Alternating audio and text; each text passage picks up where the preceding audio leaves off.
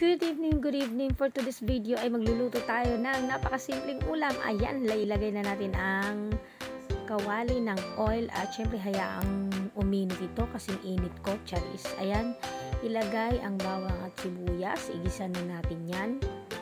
Ayan, huli natin ang kamatis ilagay kasi mabilis lang yung maluto. Ayan, inilagay ko ng kamatis. Ito yung pinaka nagpapalasa sa ating niluluto ngayong galunggong na may miswa with egg. Ayan. At ito na nga, inilagay ko na ang pritong isda. Syempre, lalagyan natin yan ng tubig. Char. Lagyan ng tubig. Depende yan sa inyo kung gaano karaming tubig ang ilalagay nyo. Kung gusto nyo masabaw ang inyong niluluto. At takpan hanggang kumulo ito. At hindi ko na pala nakuna ng video yan. Nilagay ko na yung miswa dyan ng ka-reels, guys. Ayan. At syempre, lagyan na natin ng ginisa. Ayan, para lalong sumarap ang ating nilulutong ulam. Panlasang Pinoy for today's video.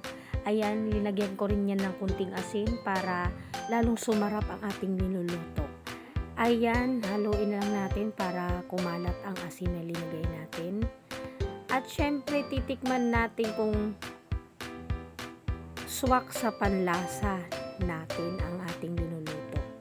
Ayan, ilagay na natin ang itlog.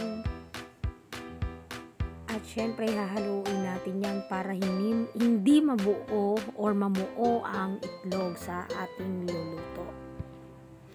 Ayan. At hahayaan natin yang kumulo. At syempre, para mabilis kumulo, tatakpan na natin yan ng 30 seconds. Ayan, at ito na nga, luto na mga ka-reels, viewers or followers. Ayan, yummy yummy. Thank you for watching. Bye bye.